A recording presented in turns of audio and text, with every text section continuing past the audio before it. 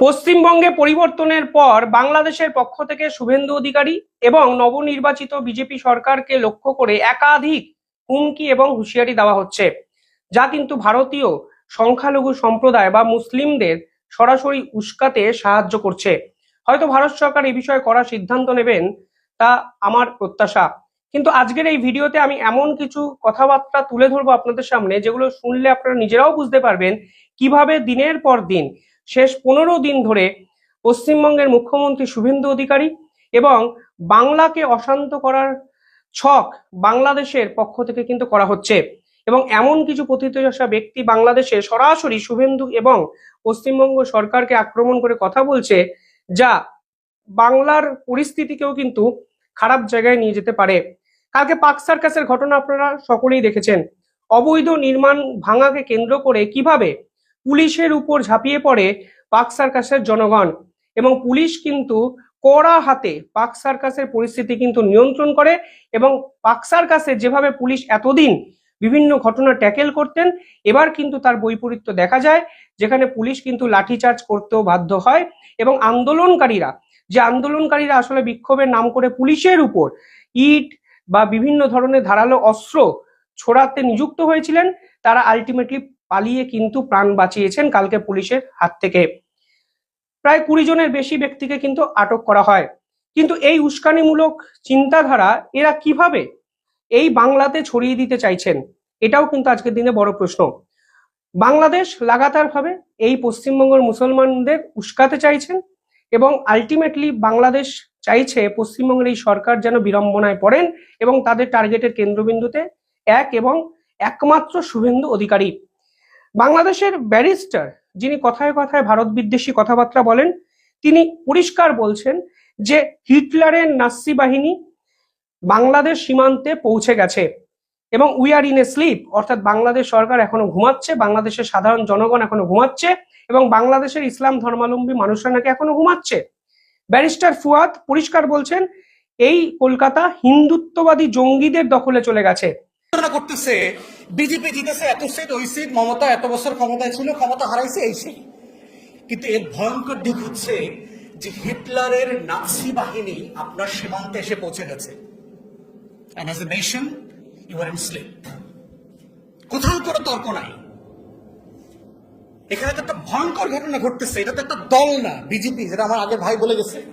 BJP কিন্তু দল আকারে দেখবার সুযোগ নাই তো। It's not a political party, it's a fascist organisation. Hindutva আর টোটাল আইডিয়া সাভারকার, গোলওয়াকার, বালথাকারের লেখা পড়লে বঙ্কিম, হিন্দু মহাসভা, শ্যামাপ্রসাদ মুখার্জি, এই টোটাল বলয়ের চিন্তা হচ্ছে নির্মূল, এক্সটারমিনেশন অফ দ্য আদার।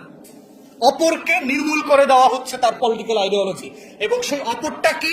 মুসলিমস, খ্রিস্টানস, যত মাইনরিটি আছে। এবং এক্স্যাক্টলি সেই ঘটনাগুলো ঘটবে গত 14 বছর, যেটা আপনারা কাশ্মীরের খবর আকারে পড়েছেন, উত্তরপ্রদেশের খবর আকারে পড়েছেন, মধ্যপ্রদেশের সেই মুসলিম গরু ব্যবসায়ীকে ট্রাক থেকে নামায়া পিটায় মেরে ফেলছে, এই গল্প শুনেছেন। আপনারা বারাণসীতে শুনেছেন, গুজরাটে শুনেছেন। সেই গল্পগুলো আজকে পশ্চিম বাংলায় শুনবেন, আপনার সীমান্তের কাছে। অর্থাৎ হিন্দুরা জঙ্গি, এই ধরনের আচরণ বাংলাদেশের এই ফুয়াদের পক্ষ থেকে সামাজিক মাধ্যমে প্রতিষ্ঠিত হচ্ছে, এবং সেই ভিডিও বহু ভারতীয় দেখলাম আজকে শেয়ার করেছেন। ফলে হিন্দুরা জঙ্গি বা হিটলারের নাস্তিবাদ আজকে বাংলায় প্রতিষ্ঠিত হয়েছে, এই ধরনের কথাবার্তা বলে পরিষ্কারভাবে বাংলার মুসলমানদের উস্কে কিন্তু পশ্চিমবঙ্গে অরাজকতা তৈরি করার চেষ্টা বাংলাদেশের পক্ষ থেকে করা হচ্ছে। তিনি বলছেন বিজেপি কোনো দল নয়, বিজেপির আইডিওলজি সরাসরি সংখ্যালঘুকে নির্মূল করো, এই আইডিওলজিতে বিজেপি বিশ্বাস করে, এবং বলছে এদের পলিটিক্যাল আইডিওলজি আসলে মুসলমান বিদ্বেষী একটি আইডিওলজি, এবং এই পুরো বিষয়টি আলটিমেটলি মুসলমান বিরোধিতার জায়গায় চলে গেছে, এবং পশ্চিমবঙ্গের মুসলমানরা নাকি সব থেকে বেশি নিপীড়নের জায়গায় পৌঁছে গেছেন।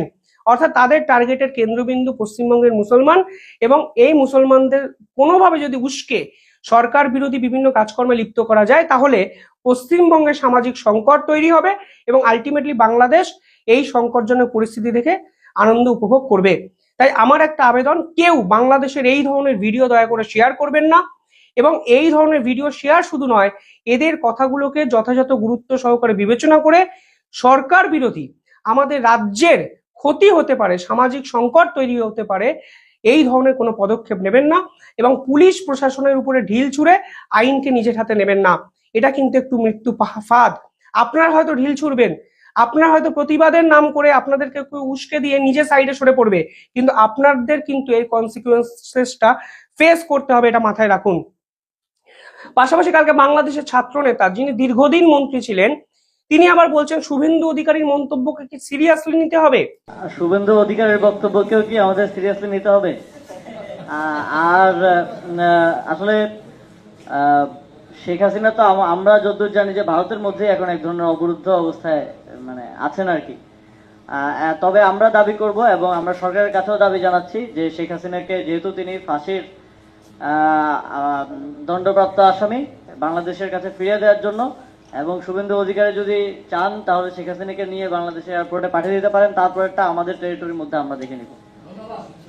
অর্থাৎ পশ্চিমবঙ্গে সরকার গঠনের পর হাসিনা সরাসরি শুভেন্দুকে শুভেচ্ছা বার্তা জানিয়েছেন বলে খবর এসেছিল, এবং সে বিষয়ে বাংলাদেশের এই জামাতপন্থী ছাত্র নেতারা জলঘোলা করে ফের শুভেন্দু অধিকারীকে টার্গেট করে একাধিক বিবৃতি দিয়েছেন, আপনারা দেখতেই পারেন। শেষ যে বিবৃতিটি তারা, সেটা কিন্তু আরো ভয়ঙ্কর। বাংলাদেশের সংখ্যালঘু বা বাংলাদেশের সংখ্যালঘু বলা ভুল, পশ্চিমবঙ্গের সংখ্যালঘুদের উস্কে বাংলাদেশের মুসলিম সমাজ রাস্তায় নেমেছেন এবং সেখানে শুভেন্দু অধিকারীকে টার্গেট করে অশ্রাব্য কথাবার্তা বলা হয়, এবং তারা ওরা কি বলছেন, তাদের কাছে খবর আছে পশ্চিমবঙ্গের মুসলমানদের উপর অত্যাচার শুরু হয়ে গেছে, পশ্চিমবঙ্গের মসজিদকে কেন্দ্র করে একাধিক বিতর্ক তৈরি হয়েছে, এবং এমন কিছু কথাবার্তা বাংলাদেশের এই মুসলমান সমাজের পক্ষ থেকে সামনে এসছে যা কিন্তু সরাসরি ভারতীয় মুসলমান, স্পেশালি বাংলার মুসলমানদের উস্কে দেওয়ার জন্য যথেষ্ট। শুভেন্দু অধিকারী নামে কুলাঙ্গারের কাছে আবেদন করেছে মুসলমান যেন মসজিদের মাইকে আজান দিতে না পারে। আমরা এটা তীব্র নিন্দা ও প্রতিবাদ জানাই। শুভেন্দু অধিকারী কসাই মোদির কোন দাদাগিরি চলবে না, এটা আল্লাহ তাআলার হুকুম। যদি ভারত মুসলমানদের সাথে যুদ্ধ করতে চায়, ইনশাআল্লাহ আমরা যুদ্ধ করার জন্য তৈরি আছি। যদি আমাদের গরু কুরবানি বন্ধ হয় তো তাদের ছাগল কুরবানি বন্ধ করতে হবে। আমরা যদি মসজিদের মাইকে আজান দিতে না পারি, তারা তাদের মন্দিরে কোনো মাইকের শব্দ ব্যবহার করতে পারবে না। সারা বিশ্বের মুসলমানরা যদি একত্রিত হয়, এই ভারত তাদের ফুতুর সাথে ভেসে যাবে। এইবার বিজেপি আসার ফলে মুসলমানদের বাড়িঘর তো ভাঙচুর করতেছে, সাথে সাথে মসজিদও ভাঙচুর করতেছে। এটা আমাদের ইমানি দায়িত্ব, যেহেতু আমরা আল্লাহ রাসূল সাল্লাল্লাহু আলাইহি সাল্লামের উম্মত, আমাদের ইমানি দায়িত্ব হিসেবে আমরা একটা তীব্র প্রতিবাদ করি এবং নিন্দা জানাই। যদি ভারত মুসলমানদের সাথে যুদ্ধ করতে চায়, ইনশাআল্লাহ আমরা যুদ্ধ করার জন্য তৈরি আছি। আমরা এক আল্লাহু আকবার ধ্বনি দিব। তাই কোনো ধর্মের মানুষই এই ধরনের কথাবার্তায় বা প্ররোচনায় পা দেবেন না। তাদের টার্গেটের কেন্দ্রবিন্দুতে শুভেন্দু, এবং আপনারা জানেন সরকার এখন অবধি এমন কোনো পদক্ষেপ নেয়নি যা সরাসরি মুসলিম বিরোধী। সামাজিক সংকট তৈরি এই বাংলাদেশের এই সকল ভিডিও দেখে বা ডিপ স্টেটের প্ররোচনায় তৈরি করবেন না। বাংলাকে শান্ত রাখুন, এবং একটা জিনিস তো স্পষ্ট, যেভাবে শুভেন্দু অধিকারী অনুপ্রবেশ ইস্যুতে করার সিদ্ধান্ত নিয়েছেন, যেভাবে বিএসএফ এর হাতে জমি হস্তান্তর করে দিয়েছেন, কিভাবে ন্যাশনাল সিকিউরিটিকে মানে যথেষ্ট গুরুত্ব দিয়ে অবৈধ অনুপ্রবেশকারীর উপর ক্র্যাকডাউন মুভমেন্ট শুরু করেছেন, তা বাংলাদেশ সরকারকে কিন্তু কাঁপিয়ে দিয়েছে, এবং তারা আতঙ্কে কাঁপছে বলেই লাগাতার বাংলাদেশ থেকে ভারত এবং বাংলাকে অশান্ত করার ছক তারা করছেন, এবং তাদের কেন্দ্রবিন্দুতে শুভেন্দু অধিকারী। কিভাবে দেখছেন কমেন্টে জানাবেন।